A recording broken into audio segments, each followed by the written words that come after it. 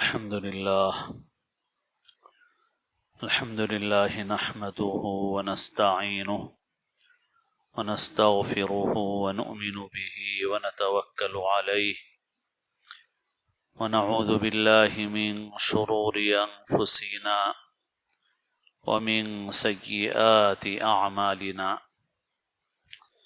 من يهد الله فلا مضل له ومن يضلل فلا هادي له نشهد أن لا إله إلا الله وحده لا شريك له ونشهد أن سيدنا ونبينا ومولانا محمدا عبده ورسوله صلى الله تعالى عليه وعلى آله وأصحابه وأتباعه وأزواجه وذرياته وبارك وسلم تسليما كثيرا کثیرا اما بعد. قابل احترام بزرگوں، عزیز دوستوں، عزیز طلباء اور پردے سے سننے والی مائیں اور بہنیں،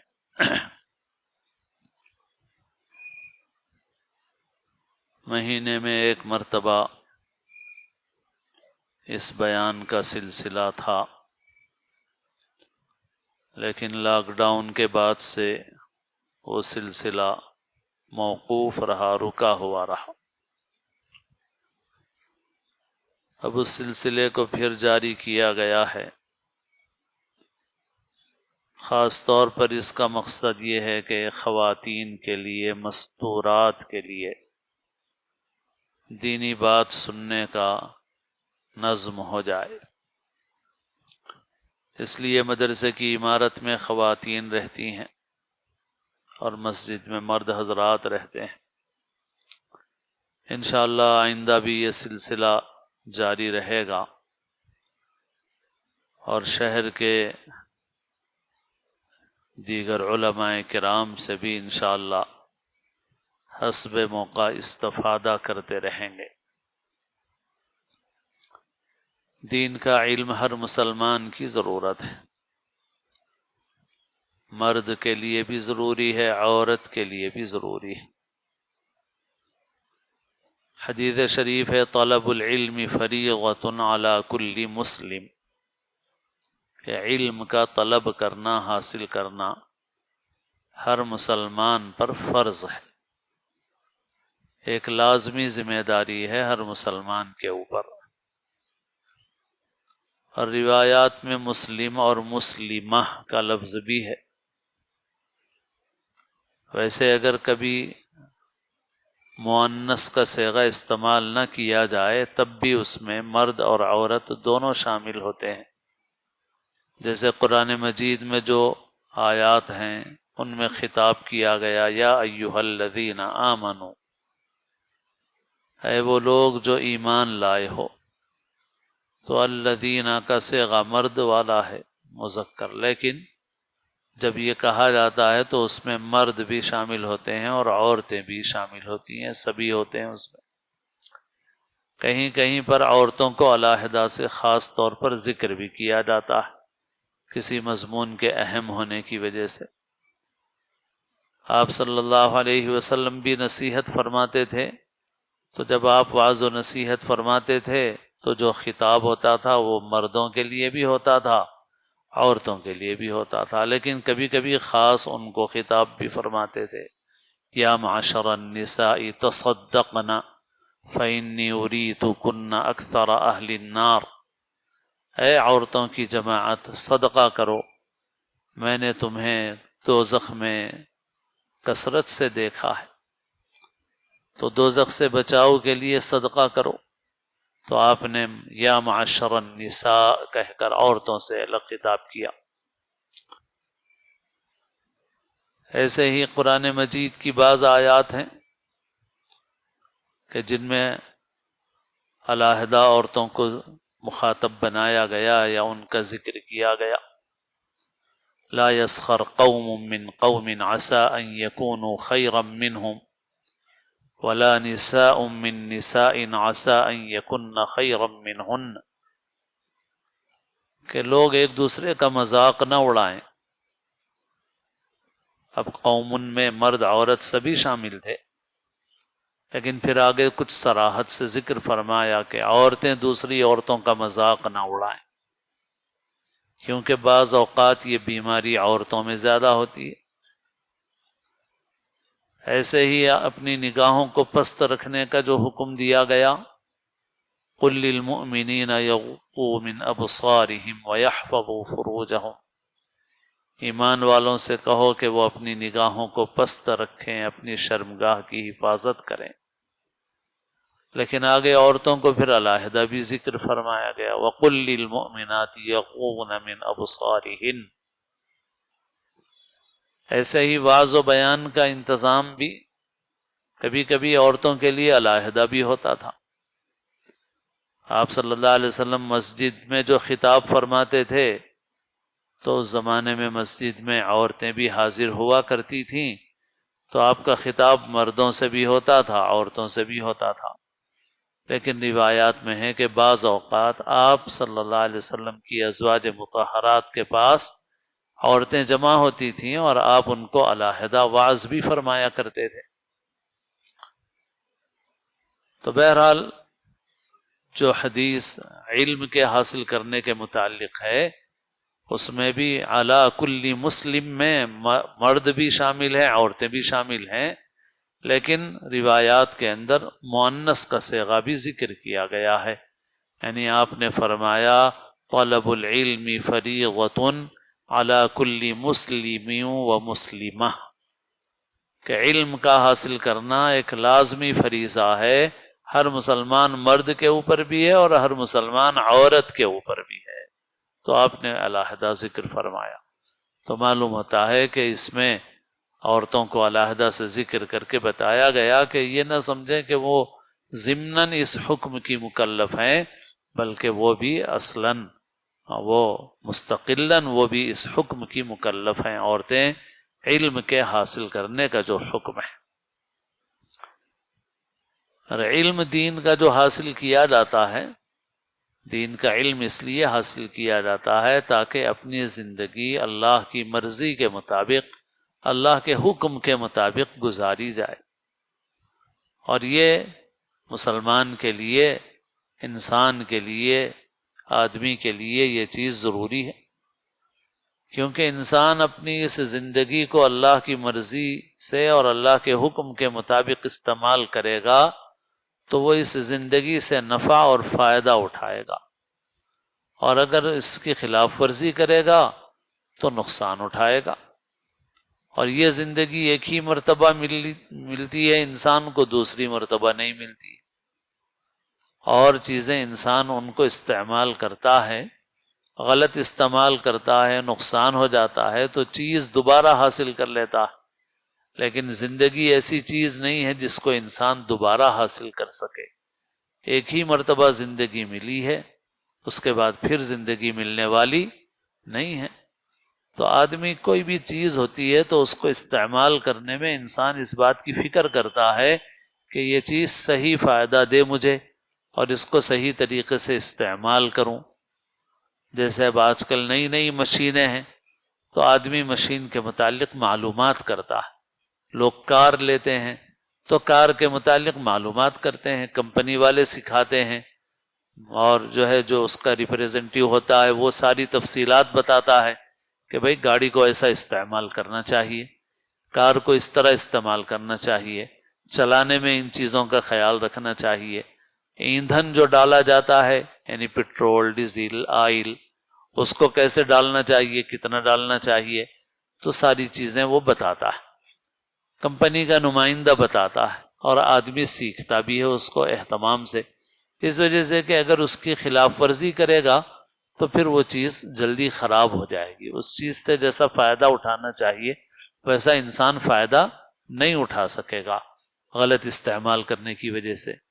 آدمی واشنگ مشین لیتا ہے، موٹر سائیکل لیتا ہے، آدمی فون لیتا ہے، آدمی گھڑی لیتا ہے، آدمی کمپیوٹر لیتا ہے، تو آدمی اس چیز کے استعمال کا طریقہ سیکھتا ہے، کیونکہ طریقہ سیکھ کے استعمال کرے گا تو اس سے زیادہ فائدہ اٹھا سکے گا اور نقصان سے محفوظ رہے گا۔ حالانکہ یہ چیزیں اگر ضائع ہو جائیں تو بعض اوقات انسان کو اللہ تعالیٰ اتنا مال دیتے ہیں کہ ضائع ہو جائے تو پھر دوبارہ انسان حاصل کر لیتا ہے. کار نہیں حاصل کر سکے گا مگر چھوٹی مشینیں تو بار بار حاصل کر لیتا. اور بہت سے لوگوں کو اللہ نے اتنا مال دیا ہے کہ وہ کار بھی ایک سے زائد بار حاصل کر سکتے ہیں، لیکن پھر بھی انسان اہتمام کرتا ہے.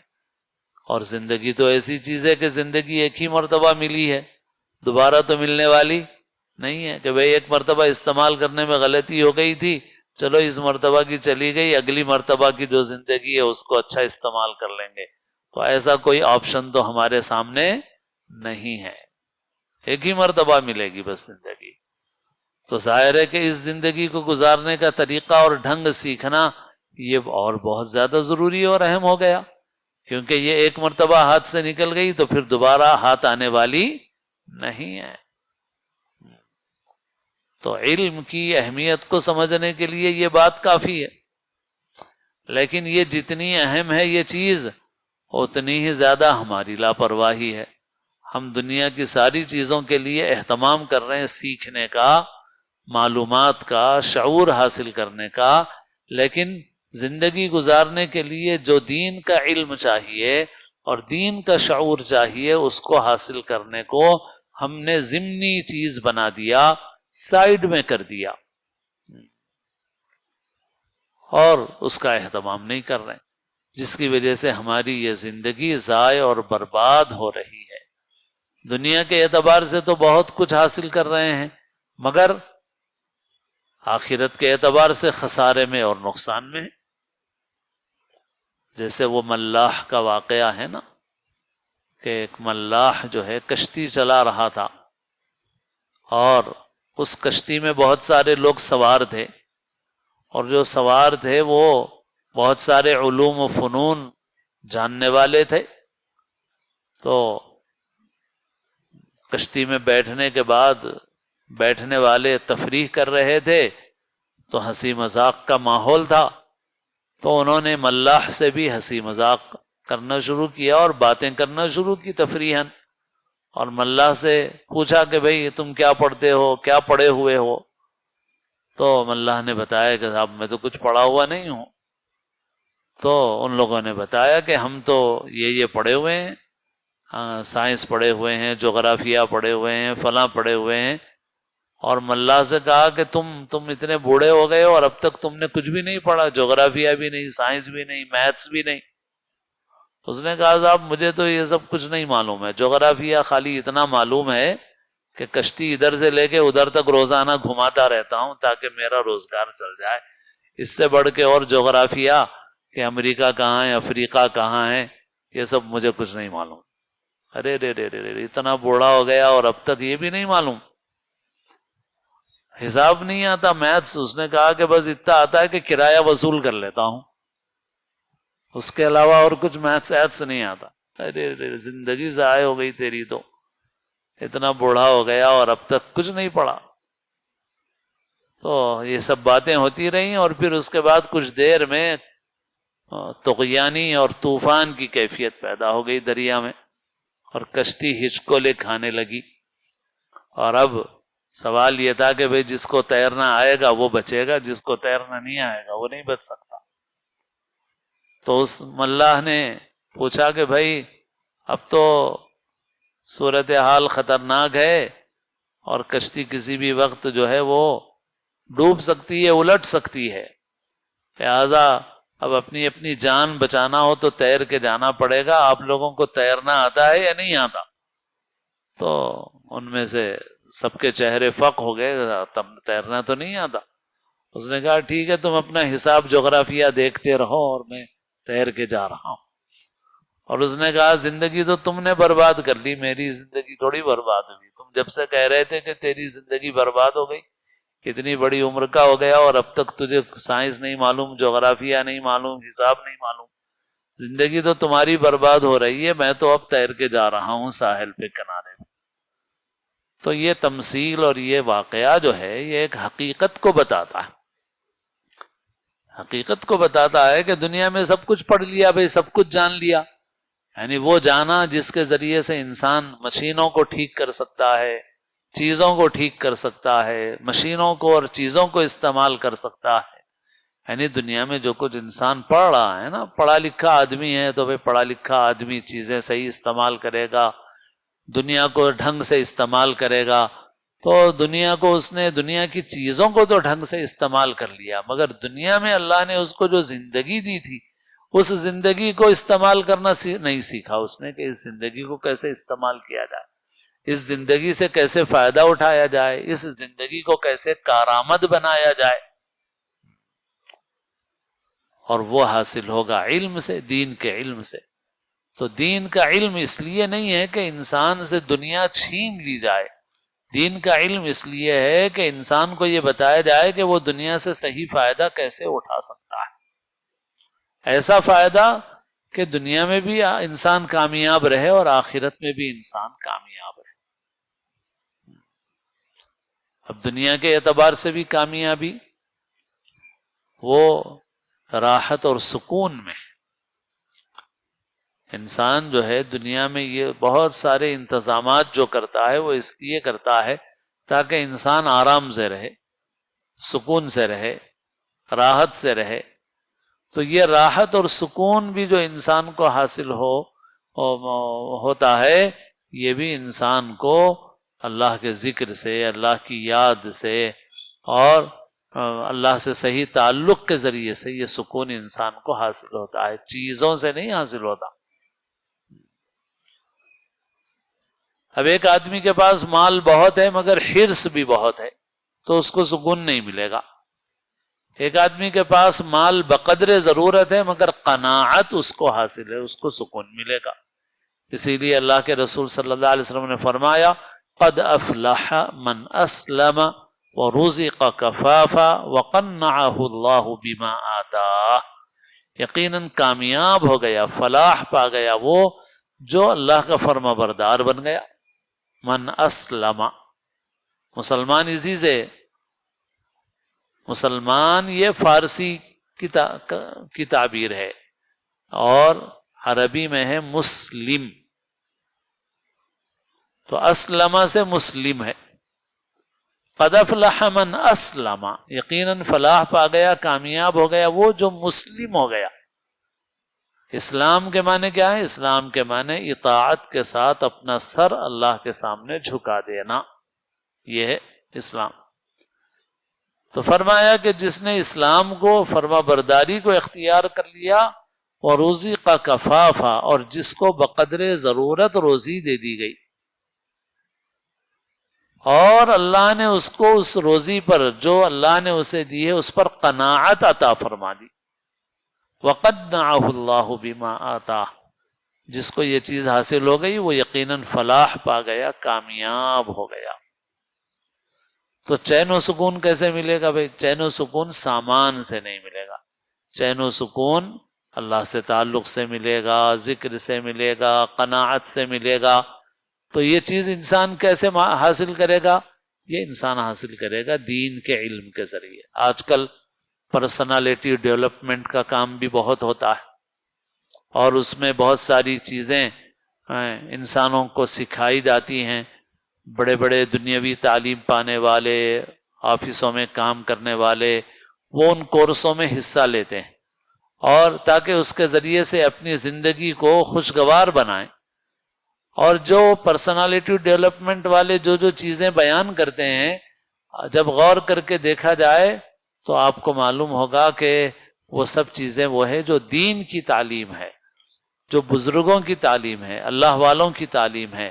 اللہ والوں نے جو اخلاق کی تعلیم دی تھی وہی تعلیم ہے جو پرسنالٹی ڈیولپمنٹ والے وہ سناتے رہتے ہیں تاکہ اس کے ذریعے سے زندگی کو خوشگوار بنایا جائے. تو لوگ بڑی بڑی فیسیں دیکھ کر کے اس پروگرام سے فائدہ اٹھاتے ہیں. دین پہ عمل کرو، دین کا علم حاصل کرو، رسول اللہ صلی اللہ علیہ وسلم کی تعلیمات پہ عمل کرو.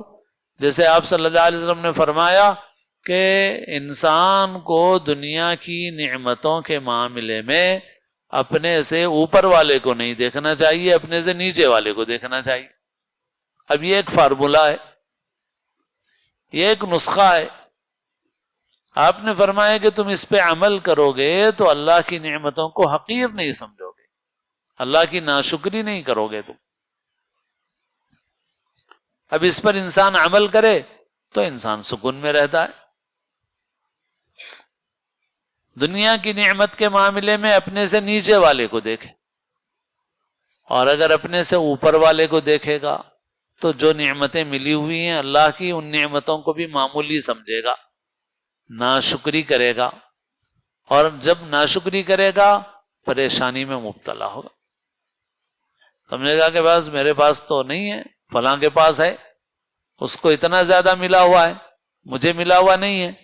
لیکن اگر نیچے والے کو دیکھے گا تو معلوم ہوگا کہ بھائی بہت سے لوگوں سے اللہ نے مجھے اچھا بنایا ہے، تو انسان آرام سے رہے گا، سکون سے رہے گا۔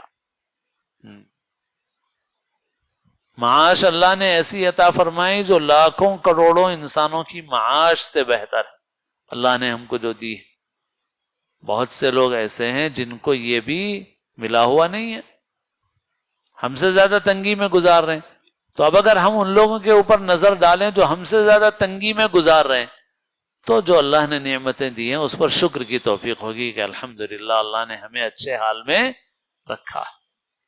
اور اگر ہم نے دیکھنا شروع کیا اوپر، اب فلاں کو اتنا ملا ہوا ہے، فلاں کو اتنا ملا ہوا ہے، تو اس کی کوئی حد ہی نہیں ہے۔ جیسے دوزخ جو ہے وہ ہر وقت کہتی ہے جہنم حل من مزید، تو ویسے ہی وہاں بھی ویسے ہی ہے، حرص بڑھتے ہی جائے۔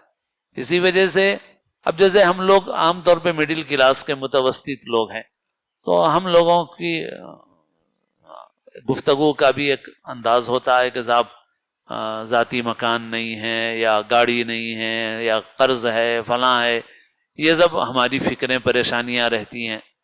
لیکن جو بہت مالدار لوگ ہیں، اگر ان مالدار لوگوں کے پاس بھی کوئی جا کے بیٹھے کہ جن کے اوپر 1 روپے کا بھی قرضہ نہیں ہے، جن کو مکان، گاڑیاں، جائیدادیں، کاروبار سب کچھ حاصل ہے، اگر ان کے کی مجلس میں جا کے بھی کوئی بیٹھے تو وہاں آپ کو یہ نہیں لگے گا کہ بہت سکون سے ہیں آپ، اطمینان سے ہیں، الحمدللہ پیٹ بھرا ہوا ہے بھائی ہمارا، بہت اچھے ہیں، بہت آرام سے ہیں، نہیں ملے گا آپ کو وہاں، بلکہ وہاں یہاں سے زیادہ وہاں پریشانی ملے گی، یہاں سے زیادہ وہاں پریشانی ملے گی آپ کو۔ اگر وہاں جا کے بیٹھیں گے تو معلوم ہوگا کہ صاحب وہ اور مزید کے لیے اتنے پریشان ہیں کہ کچھ پوچھئے مت، ہم سے زیادہ پریشان ہیں۔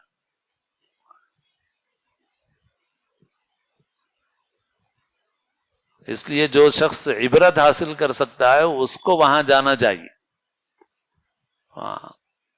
اور جو کمزور آدمی ہے وہ وہاں جائے گا تو پھر ناشکری میں مبتلا ہو جائے گا، اور جو عبرت حاصل کرے گا تو اس کو عبرت حاصل کرنے کا بھی موقع ہے۔ وہاں جا کے دیکھو کہ کیا سکون میں ہے، وہ اطمینان میں ہے، وہ بول رہے ہیں کہ بھائی بہت ہو گیا الحمدللہ اللہ کا فضل ہے، نہیں نہیں نہیں، وہ لگے ہوئے ہیں صاحب، اور مزید چاہیے، اور مزید چاہیے، پھر ان کی پریشانیاں ہیں، ان کے مسائل ہیں، ان کے پرابلمز ہیں، ان کے بڑے بڑے جھگڑے ہیں، اور اس کے اندر تگ و دو میں مشغول ہیں، صبح سے شام تک دن رات اس کے اندر ایک کیے ہوئے ہیں، بڑی بڑی دولت ہے، مگر اس کے باوجود چین نہیں ہے، سکون نہیں ہے، راحت اور آرام نہیں ہے۔ وہاں پر دولت کے انبار لگے ہوئے ہیں، ان لوگوں کی بھی اصطلاحیں ہیں، مالداروں کی آپس میں بولتے ہیں کہ صاحب فلاں 100 کروڑ کا آدمی ہے، فلاں 500 کروڑ کا آدمی ہے، فلاں 1000 کروڑ کا آدمی ہے، یہ لوگ وہ لوگ بولتے ہیں۔ ہم لوگ بولتے ہیں زیادہ سے زیادہ فلاں لکھ پتی ہے، فلاں کروڑ پتی ہے بولتے ہیں، تو ان لوگوں کی اصطلاحیں ذرا اور آگے کی ہیں۔ تو وہ لوگ آپس میں بات کرتے ہیں تو بولتے ہیں ارے فلاں آدمی 100 کروڑ کا آدمی ہے بھائی، فلاں آدمی 500 کروڑ کا آدمی ہے، فلاں 1000 کروڑ کا آدمی ہے۔ مطلب یہ ہے کہ اس کی دولت 100 کروڑ کی ہے، اس کی دولت 500 کروڑ کی ہے، اس کی دولت 1000 کروڑ کی ہے، مگر وہ 100 کروڑ کا ہو کہ 1000 کروڑ کا ہو، جب مر جاتا ہے انسان تو مرنے کے بعد تو اس کے ہاتھ میں کچھ نہیں رہتا اور اس کی جیب میں کچھ بھی نہیں رہتا، ختم سب۔ تو بہرحال یہ ہے کہ یہ عرض کر رہا تھا کہ بھئی دنیا کے اعتبار سے بھی انسان یہ چاہتا ہے کہ میری زندگی پرسکون ہو، آرام سے گزرے، تو زندگی چین و سکون سے گزارنے کا راستہ دین پر عمل ہے۔ آخرت کی کامیابی تو ہے ہی ہے اس کے اوپر موقوف، لیکن دنیا کی بھی خوشگواری موقوف ہے اس کے اوپر کہ انسان دین کا علم حاصل کرے اور دین پہ عمل کرے۔ چین و سکون راحت کا نسخہ یہی ہے۔ دنیا کے اندر بھی آدمی کے لیے یہی راستہ ہے۔ اسی لیے دین کی جتنی باتیں ہیں ان سب میں ہمارا ہی نفع ہے۔ اللہ تعالیٰ غنی ہے، بے نیاز ہے، اللہ تعالیٰ کو کوئی ضرورت نہیں ہے۔ نماز پڑھیں ہمارا فائدہ ہے، روزہ رکھیں ہمارا فائدہ ہے، صدقہ خیرات کریں ہمارا فائدہ ہے۔ یہ مال جو ہے اس کی محبت انسان کو ہلاک کر دیتی ہے، تو خرچ کرتا ہے انسان تو انسان کا دل مال کی محبت سے محفوظ رہتا ہے، پاک ہوتا ہے۔ ورنہ دل کے اندر مال کی محبت بیٹھ جائے تو مال انسان کے لیے عذاب بن جاتا ہے۔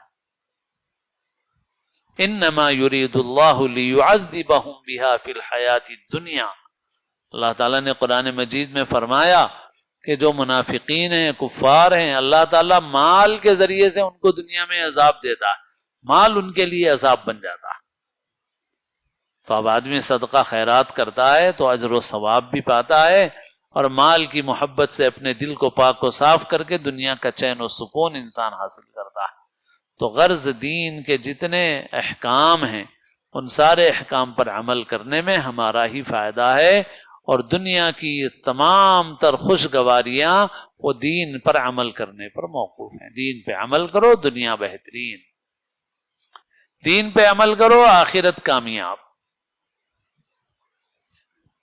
آخرت کی کامیابی تو ہے ہی اس سے وابستہ۔ تو بہرحال دین کا علم حاصل کرنا ہر مسلمان کے لیے ضروری ہے، مگر آج ہم وہ نہیں حاصل کر رہے، اور اس کے لیے مختلف طریقے اختیار کرنے چاہیے، جیسے یہ بیانات اور علماء کے خطابات اور مختلف دروس قرآن کے، حدیث کے، یہ سب اسی لیے ہوتے ہیں تاکہ اس کے ذریعے سے دین کے علم کو عام کیا جائے۔ علم دین حاصل کرنے کے لیے خود ہمارے ہاتھ میں کنجی آئے جس کے ذریعے سے ہم اس خزانے کو حاصل کر سکیں، اس کے لیے اہم چیز یہ ہے کہ ہم کسی زبان سے اچھی طرح واقف ہوں، اور ہمارے لیے سب سے آسان چیز ہے اردو زبان۔ تو اس وجہ سے ہم سب کو اس بات کی کوشش کرنا چاہیے کہ ہم کو اردو زبان اچھی آئے۔ تو اس لیے عورتوں کو بھی، بچیوں کو بھی اس بات کا اہتمام کرنا چاہیے کہ وہ اردو سیکھیں۔ اردو سیکھنے کو اپنا ایک خاص مقصد بناؤ، اردو سیکھو۔ دیکھیے باتیں وہ ہم کو لینا چاہیے جن کا عمل سے تعلق ہے۔ اب خالی سننا اور چلے جانا یہ نہیں ہے فائدہ پورا اس میں۔ پورا فائدہ اس میں ہے کہ ہم کچھ ایسی باتیں سنیں کہ جن باتوں کو ہم عمل میں لائیں اور اختیار کریں، اپنائیں۔ تو اسی کے لیے میں ایک اہم بات عرض کر رہا ہوں کہ بھائی زبان، اس زبان سے ہمارا کلچر، ہماری تہذیب، ہمارا مذہب سب جڑا ہوا ہے اس زبان سے۔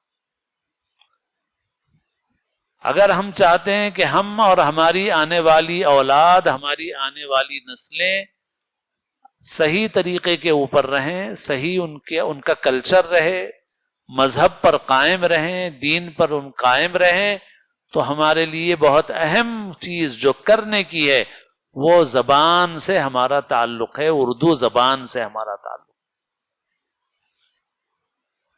آج لڑکے بھی دور ہو رہے ہیں، مگر عورتوں کے لیے، لڑکیوں کے لیے زیادہ اہمیت اس لیے ہے کہ جو نسل کی پرورش ہے، تربیت ہے، وہ عورتوں سے زیادہ متعلق ہے۔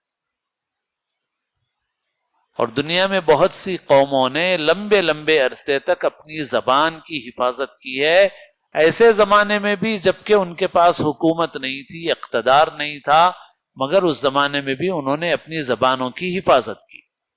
اس وقت ہمارے حالات میں ہمارے اوپر ایک بڑی ذمہ داری یہ ہے کہ ہم اپنی زبان کی حفاظت کریں، وہ زبان جس سے ہمارا کلچر، ہماری تہذیب جڑی ہوئی ہے اور جس سے ہمارا مذہب بھی جڑا ہوا ہے، مذہب کی تعلیم بھی جڑی ہوئی ہے۔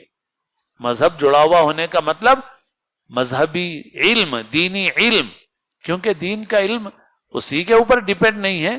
اگر کسی کو عربی اچھی آئے گی تو ظاہر ہے کہ عربی کے ذریعے سے دین کا علم حاصل کرے گا، لیکن یہ ہماری مادری زبان ہونے کے ساتھ ساتھ یہ زبان ایسی ہے کہ دنیا میں عربی زبان کے بعد سب سے زیادہ دینی علم کا ذخیرہ اگر کسی زبان میں ہے تو وہ اردو زبان ہے، اور مادری زبان ہونے کی وجہ سے ہم کو سیکھنا آسان ہے۔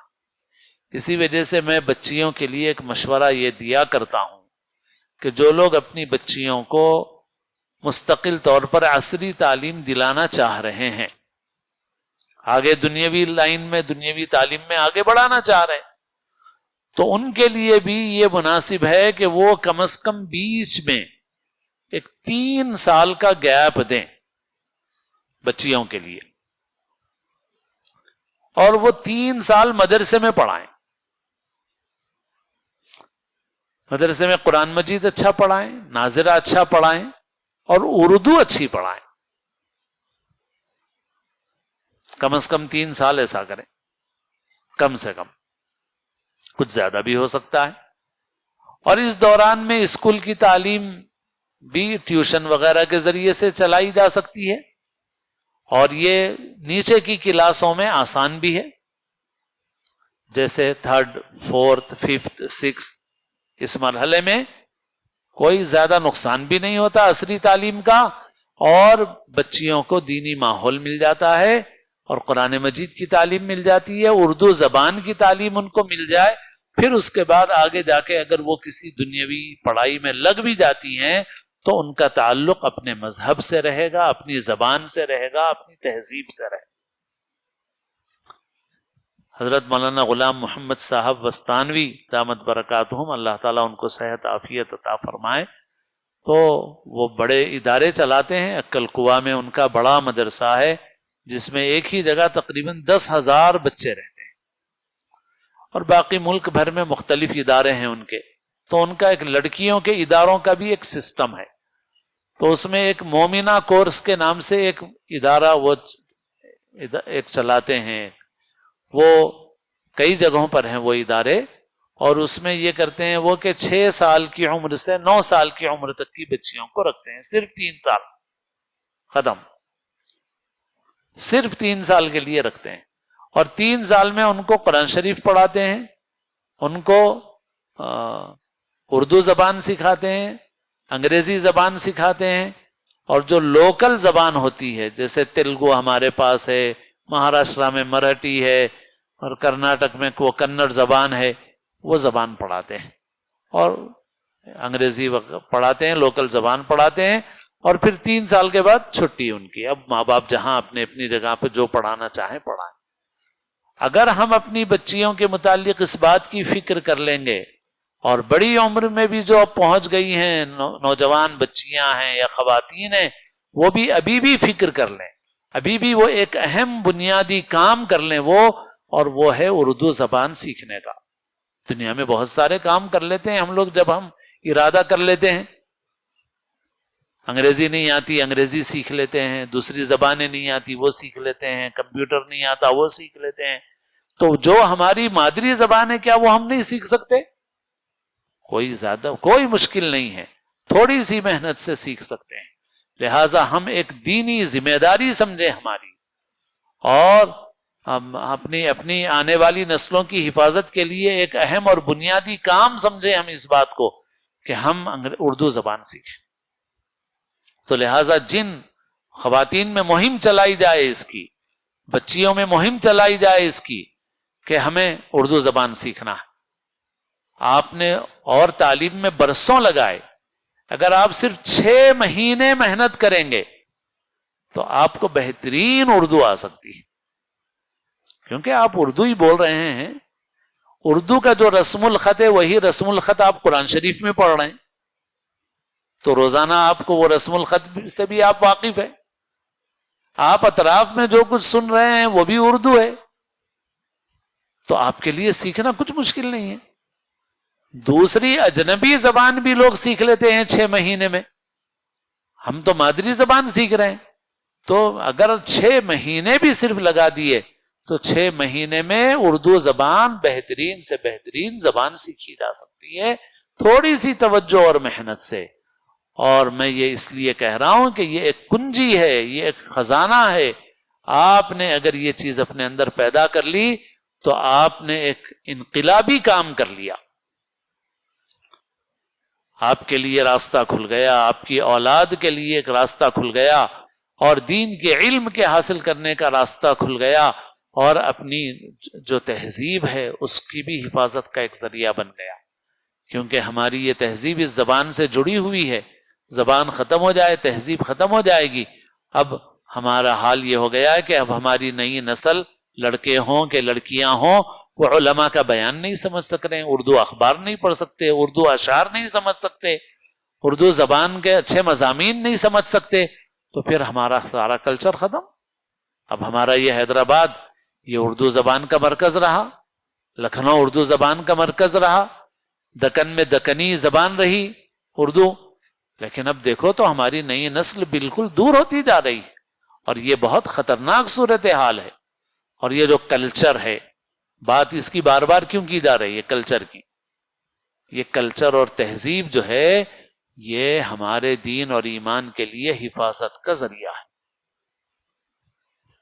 کیونکہ یہ کلچر نہیں رہے گا، یہ کلچر ایک لباس کی طرح ہے. یا تو آپ اچھا لباس پہنیے یا پھر آپ خراب قسم کا لباس پہنیے. آپ نے اگر اپنا یہ کلچر اور اپنا یہ جو لباس ہے اگر آپ نے اس کی حفاظت نہیں کی تو پھر آپ کسی اور کا کلچر اختیار کریں گے، انگریزوں کا کلچر اختیار کریں گے، اور ان لوگوں کا کلچر اختیار کریں گے جو بے حیائی والا راستہ اختیار کیے ہوئے ہیں، تو پھر آپ اسی کے اندر جائیں گے. اور یہ ہو رہا ہے، ایسا نہیں کہ اب خطرہ ہے، ایسا بھی نہیں ہے. اب تو ہو یہی گیا ہے کہ تو اپنے کلچر سے، اپنی زبان سے، اپنی تہذیب سے دور ہیں ہم، اور اس کے نتیجے میں یہ ہو گیا کہ اب جو غیروں کا کلچر ہے، ان کی جو ان کا لائف اسٹائل ہے وہ ہمارے اندر آ گیا ہے. اس وجہ سے زبان پہ کلمات وہی ہیں، الفاظ وہی ہیں. اب نہ اپنے الفاظ معلوم ہیں، نہ اپنی تعبیرات معلوم ہیں، اور لباس میں، پہننے میں، اوڑھنے میں، سب میں ہم ایک دوسرے طریقے کے اوپر جا رہے ہیں، اور اپنا بہترین طریقہ چھوڑ کر کے ایک گھٹیا قسم کا طریقہ زندگی اختیار کرتے جا رہے ہیں. تو اس وجہ سے ایک خاص گزارش اور خاص بات اس وقت کے لیے یہ ہے کہ تاکہ ہم، اس لیے کہ اب ایسا ہو رہا ہے کہ ہماری نوجوان جو بچیاں ہیں، جو نئی نسل ہے ہماری، لڑکیوں کا بھی حال ہے ایسا، لڑکوں کا بھی حال ہے کہ اب ان کو علماء کے بیانات سمجھ میں نہیں آ رہے. تو اب کیسا ہوگا بھائی؟ اردو جمعہ میں بیان کرو تو جمعہ کا بیان نہیں سمجھ میں آ رہا، کتاب سناؤ تعلیم میں تو کتاب سمجھ میں نہیں آ رہی ہے، خواتین کے لیے اجتماعات رکھو تو اجتماعات سمجھ میں نہیں آ رہے ہیں، بیان نہیں سمجھ میں آ رہا. تو پھر اب ہوگا کیا بھائی؟ کیا راستہ ہوگا؟ کون سا راستہ اختیار کیا جائے؟ اور پھر ایسا بھی نہیں ہے کہ کسی اور زبان میں اتنے ماہر ہیں کہ اس زبان میں تقریر سن سکتے ہیں. تو ایسا بھی نہیں ہے، نہ یہ زبان آتی ہے اپنی مادری زبان، نہ دوسری زبان اعلیٰ درجے کی آتی. تو اس لیے یہ بہت اہم چیز ہے، زبان سیکھیے، اردو زبان میں مہارت پیدا کیجیے تاکہ آپ علماء کے بیانات بھی سمجھ سکیں، تاکہ آپ دین کی کتابیں پڑھ سکیں، اور آپ اردو زبان میں بھی جو ہمارا ادب ہے آپ اس کو بھی پڑھیں، کیونکہ اس سے ہماری تہذیب جڑی ہوئی ہے. آپ اس کو پڑھیں گے تو آپ کی زندگی کا رخ صحیح رہے گا، اور آپ کا کلچر صحیح رہے گا، اور آپ کی اولاد کی بھی حفاظت ہوگی، آپ کی نسلوں کی بھی حفاظت ہوگی.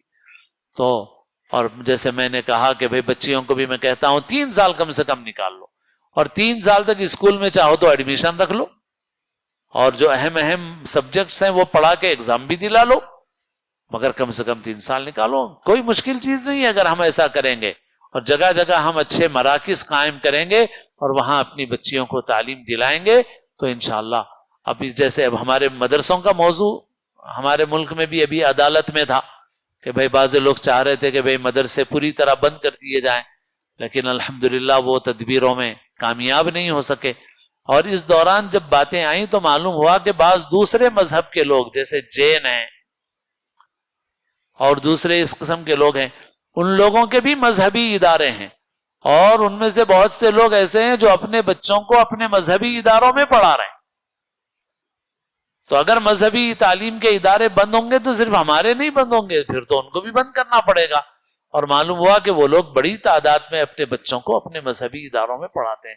جیسے جین کے متعلق معلوم ہوا کہ وہ زیادہ تر یہ تعلیم میں نہیں لگاتے، وہ اپنی مذہبی تعلیم دلاتے ہیں اور پھر اس کے بعد کاروبار کرنا سکھا دیتے ہیں، بس بزنس میں کاروبار میں آگے بڑھا دیتے ہیں اور کاروبار میں چھائے ہوئے ہیں وہ لوگ. تو لوگ اپنے مذہب کی، اپنے سماج کی، اپنی کمیونٹی کی حفاظت کے لیے لوگ بھی کر رہے ہیں، تو ہم کو تو اور زیادہ اہتمام کرنا چاہیے اپنے دین کی، ایمان کی حفاظت کے لیے. تو اس وجہ سے ہم خاص طور پہ لڑکیاں، عورتیں، وہ اس بات پر توجہ کریں کہ وہ اپنی اردو زبان کی واقفیت کو بڑھائیں اور اردو زبان میں مہارت پیدا کریں.